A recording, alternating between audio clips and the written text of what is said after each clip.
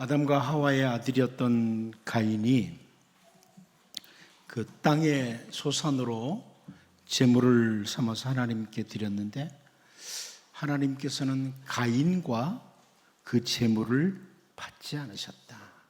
가인과 그 제물을 받지 않으셨다. 이렇게 말씀합니다. 그러자 창세기 4장 5절 6절을 보면, 가인과 그의 제물을 받지 아니하신지라 가인이 몹시 분하여 안색이 변하니 여호와께서 가인에게 이르시되 네가 분하여 함은 어찌 됨이며 안색이 변함은 어찌 됨이냐, 이렇게 말씀을 하십니다. 가인에게 분이 일어났는데 얼굴의 색까지 변할 정도로 분이 일어났습니다. 그 분이 일어난 가인은 분풀이를 자기 아우 아벨에게 함으로, 여러분 잘 알다시피 아벨은 죽음을 맞이하고 맙니다. 사람에게 분이 일어날 때 이렇게 무서운 일들이 이어지기도 합니다. 그 가인의 후손 가운데 라멕이라고 하는 사람이 있는데, 창세기 4장 24절을 보면 라멕의 아내들에게 이르되 아다와 실라여 내 목소리를 들으라. 라멕의 아내들이여 내 말을 들으라. 나의 상처로 말미암아 내가 사람을 죽였고 나의 상함으로 말미암아 소년을 죽였도다. 가인을 위하여는 벌이 7배일진데 라멕을 위하여는 벌이 77배이리로다 하였더라. 이런 표현을 합니다. 한마디로 이 부분을 보면 그 안에 분이 가득 차 있는 사람이 바로 라멕입니다. 분이 꽉 차 있는 사람. 그러니까 여러분, 오늘날 우리가 뉴스를 보다가 예를 들어서 민원 처리를 잘 안 해줬다, 그래서 전혀 모르는 다른 사람들에게 막 분풀이를 했다, 이런 소식들이 뉴스에 나오기도 해요. 그래서 여러분 정말 조심해야 될 것은 분이 난 사람들입니다. 조심하셔야 됩니다. 어떻게 분풀이를 할지 모르기 때문에. 이렇게 사람이 분을 가라앉히지 못하고 밖으로 드러낼 때 무서운 결과들이 나타납니다. 그런데 잠언 20장 2절을 보면 왕의 진노는 사자의 부르짖음 같으니 그를 노하게 하는 것은 자기의 생명을 해야 하는 것이니라, 이렇게 말씀을 합니다.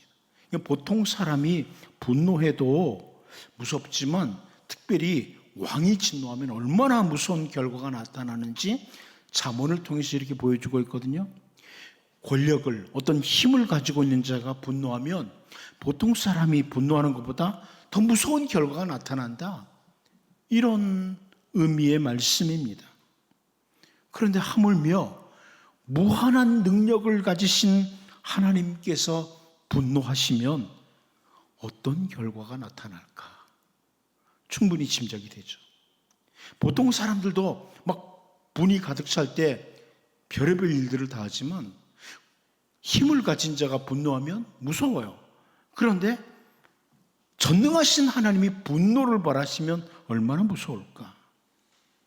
우리는 오늘 본문을 통해서 계속해서 악으로 치닫던 그 아시리아 제국, 아수르에 대해서 하나님의 분이 일어나는, 하나님의 진노가 임할 때 어떤 모습이 나타나느냐, 이것을 본문에서 볼 수 있습니다. 오늘 본문을 살피면서 우리를 돌아보고 하나님의 분노가 아니라 하나님의 은혜가 여러분과 여러분 가정에 충만하게 임하기를 바랍니다. 첫 번째는 우리가 분노하시는 하나님의 얼굴에 대해서 표현됩니다. 분노하시는 하나님의 얼굴이라. 오늘 본문 6절을 다시 한번 같이 읽어볼까요? 같이 보겠습니다. 시작. 누가 능히 그의 분노 앞에 서며 누가 능히 그의 진노를 감당하랴. 그의 진노가 불처럼 쏟아지니 그로 말미암아 바위들이 깨집니다. 이 오늘 본문을 히브리어 성경으로 보면 제일 앞에 나오는 단어가 뭐냐면 그 분노하시는 얼굴 앞에서, 이렇게 나옵니다. 그 분노하시는 얼굴 앞에서 하나님이 분노하시는 얼굴이라 이런 표현이 나와요. 누가 분노하시는 그 하나님의 얼굴 앞에 서겠는가? 이런 말인데요. 이런 표현을 신학적으로는 신인 동형 동선론적인 표현이다, 이렇게 말합니다. 신인 동형 동성론적인 표현이다. 무슨 말이에요? 사람이 분이 가득 찼을 때 그 분이 가득 찬 모습이 얼굴에 나타날 수 있잖아요. 그렇죠? 여러분도 옆에 사람 분난 거 얼굴 보면 좀 알죠? 알잖아요. 남편 분난 거 좀 알죠? 아내가 분노한 거 지금 얼굴만 봐도 알죠? 아이들이 학교 갔다 들어오는데 막 씩씩거리면 얼굴 보면 알아요. 쟤 왜 화가 났지? 알아요. 이게 사람이 분이 나면 얼굴에 나타납니다. 제가 이렇게 참 착해 보여도 분이 나면 얼굴이 무섭습니다. 그렇게 얼굴에 표현이 돼요. 그런데 하나님을 그런 방법으로 묘사해 주는 거야. 그러니까 하나님이 우리처럼 막 얼굴을 가지시고 이런 게 아닌데 신인 동형 동선론적이다.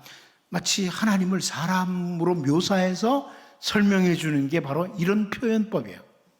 그러니까 하나님이 아주 분노한 얼굴, 이런 얼굴 앞에 됐을 때 어떻게 서겠느냐, 이렇게 표현해 주는 겁니다. 그런데 이렇게 하나님도 분노하시는 얼굴이 있다, 이렇게 선지자 나홈이 표현하지만 우리가 여러분 자녀나 손자들을 바라볼 때 보통 분노하는 얼굴이 사랑이 가득 찬 얼굴로 바라보잖아요. 그렇죠? 그렇잖아요.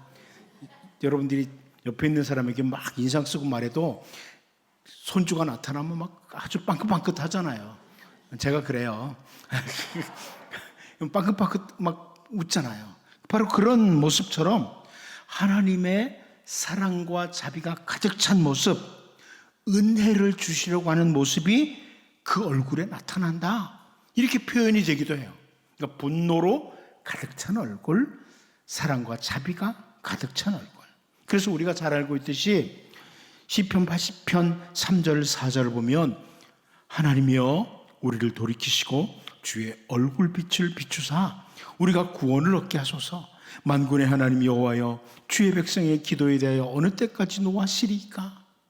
이렇게 표현합니다. 하나님, 분노의 얼굴로 우리를 대하지 마시고 그 사랑스러운 얼굴빛을 비추어 주십시오. 이렇게 기도하는 거예요. 주님의 백성을 바라볼 때 이뻐라, 그 얼굴로 바라봐 달라고. 여러분도 그랬으면 좋겠죠? 하나님이 여러분 바라보면서 뭐 이런 게 다 있어, 이렇게 바라보는 것보다는 아휴 참 이쁘다, 내 사랑하는 백성, 이렇게 바라보는 게 좋잖아요. 바로 시편 기자가 그런 기도를 드리고 있는 거예요. 주의 얼굴빛은 은혜와 자비를 베푸신 것을 얼굴빛을 비추신다, 이렇게 표현해요. 그래서 광야길을 지나가는 이스라엘 백성들에게 하나님께서는 제사장들을 위해서 축복하도록 하시면서 민수기 6장 25절 26절을 보면 여호와는 그의 얼굴을 네게 비추사 은혜 베푸시기를 원하며 여호와는 그 얼굴을 네게로 향하여 드사 평강 주시기를 원하노라 할지니라 하라, 이렇게 축복을 하는 거예요. 그러니까 하나님께서 하나님의 백성들의 얼굴빛을 비춰주신다, 이 표현은 은혜와 평강을 베푸신다, 이런 의미입니다. 근데 오늘 본문을 보면 아시리아 제국을 향해서 하나님의 분노하시는 얼굴이 나타나는 거예요. 아시리아 제국 사람들이 악을 행하고 또 악을 행하고 계속해서 악을 행하고, 여러분 잘 아는 것처럼 선지자 요나를 보냈었지만 처음에는 회개하는 듯 하다가 또다시 악을, 이들을 향해 하나님의 분노하시는 얼굴, 이렇게 선지자 나홈이 설명을 해줍니다. 그런데 훗날 심판대 앞에 죄인들이 설 때 하나님은 다시 분노하시는 얼굴을 우리가 확인하게 됩니다. 심판대 앞에 설 때 우리는 사실 심판대 앞에서 분노하시는 얼굴을 뵙는 게 아니라 예수 그리스도 안에 있는 우리는 하나님께서 너는 내 자녀의 통과 이렇게 하실 거예요. 분노하시는 얼굴을 꼭 보기를 원하면 마음대로 사십시오. 그러나 악인들은 분노하시는 얼굴을 보게 될 것입니다. 이제 언제나 하나님께서 주님의 백성들에게 아름다운 모습으로 분노하시는 얼굴이 아니라 은혜와 평강으로 자비를 베푸시는 이 하나님의 얼굴빛을 여러분과 여러분 가정에 비추어 주시기를 바랍니다. 두 번째는 불처럼 쏟아지는 분노라 이렇게 설명을 합니다. 불처럼 쏟아지는 분노다. 우리 본문 6절을 다시 한번 볼까요? 다시 봅니다. 시작. 누가 능히 그의 분노 앞에 서며 누가 능히 그의 진노를 감당하랴. 그의 진노가 불처럼 쏟아지니 그로 말미암아 바위들이 깨지는도다. 여러분, 이 구절을 좀 더 쉽게 현대어 성경이 이렇게 번역해 줬어요. 솟구치는 그분의 분노, 누가 그 앞에서 견뎌내겠으며 그분의 진노가 타오를 때 누가 맞설 수 있겠는가? 여호와의 분노가 불덩이처럼 쏟아져서 그 분노로 말미암아 바위들이 녹아내린다. 막 하나님의 분노가 불덩이처럼 막 쏟아진다. 이렇게 묘사되고 있어요. 여러분 잘 아는 소돔과 고모라, 죄악으로 가득 찼던 소돔과 고모라에 대해서 창세기 18장 20절을 보면 여호와께서 또 이르시되 소돔과 고모라에 대한 부르짖음이 크고 그 죄악이 심히 무거우니 이렇게 표현하죠. 죄가 가득 차서 무거운 상태가 됐다. 하나님이 분노를 더 이상 꽉 차서 어떻게 견딜 수 없게 됐다. 이런 표현을 이렇게 그려내고 있는데요. 그때 하나님께서 소돔과 고모라를 어떻게 심판하셔요? 창세기 19장 24절 25절을 보면 여호와께서 하늘 곧 여호와께로부터 유황과 불을 소돔과 고모라에 비같이 내리사 그 성들과 온 들과 성에 거주하는 모든 백성과 땅에 난 것을 다 엎어 멸하셨더라. 이렇게 표현합니다. 유황과 불을 비처럼 내렸다. 이 불덩이들이 막 비처럼 쏟아진다. 이렇게 표현해 주죠. 여러분, 하나님의 분노가 불덩이처럼 쏟아지지 않기를 바랍니다. 반대는 뭐예요? 반대는 선지자 스가랴를 통해 주신 말씀 가운데 스가랴 10장 1절을 보면 봄비가 올 때 여호와 곧 구름을 일게 하시는 여호와께 비를 구하라. 우리에게 소낙비를 내려서 밭의 초소를 각 사람에게 주시리라. 은혜를 베푸실 때 마치 소낙비처럼 내리신다. 좀 이렇게 받았으면 좋겠어요. 하나님이 은혜와 자비 막 풍성함을 주시는데 소낙비처럼 쏟아지는. 선지자 스가랴가 이스라엘의 회복을 말씀하면서 이렇게 말씀하는 겁니다. 여러분, 하나님의 자비와 사랑, 은혜가 비처럼 쏟아지는, 죄로 가득 채운 아시리아 제국에게 하나님의 분노가 불덩이처럼 쏟아진다. 이 말씀, 선지자 나훔의 메시지를 보면서 불처럼 쏟아지는 하나님의 분노가 아니라 이제 하나님의 자비와 사랑, 은혜의 단비가 소낙비처럼 여러분과 여러분 가정에게 충만하게 임하기를 축복합니다. 마지막 한 가지 더 봅니다. 인간의 피난처도입니다. 인간의 피난처도. 우리 본문 6절을 다시 볼까요? 같이 봅니다. 시작. 누가 능히 그의 분노 앞에 서며 누가 능히 그의 진노를 감당하랴. 그의 진노가 불처럼 쏟아지니 그로 말미암아 바위들이 깨지는도다. 여러분, 하나님이 분노를 내리실 때 바위가 깨진다 그래요. 우리는 그 바위 그러면 아주 조그만 바위 생각하는 사람들이 많은데, 여러분 그 중동 지역에 가면 그 바위가 얼마나 큰지 알죠? 페트라 가보신 분들 있죠? 완전히 산만해요. 바위가. 바위가 막 깨진다 이렇게 표현하는데요. 이 바위라고 하는 히브리어 단어 쭈르라고 하는 단어는요, 바위라는 의미도 가지고 있지만은 피난처라는 의미를 가지고 있어요. 피난처다. 하나님이 진노를 내리실 때 피난처가 다 깨져버린다. 이런 의미입니다. 사람들이 안전하다고 여기는 모든 피난처들, 하나님의 진노 앞에는 아무것도 아니라는 거예요. 여러분, 아시리아 제국이 얼마나 피난처들을 많이 만들어 놨겠어요? 요새들을. 그런데 그 피난처도 하나님이 분노하시면 아무것도 아니다. 다 깨지고 마는 것이다. 이렇게 말씀을 해줍니다. 우리가 인생을 살다 보면 다양한 위험들에 노출이 되기도 합니다. 그런 위험들을 대비하기 위해서 사람들은 각자 다양한 피난처들을 준비하기도 해요. 여러분, 다 나름대로 피난처를 만들잖아요.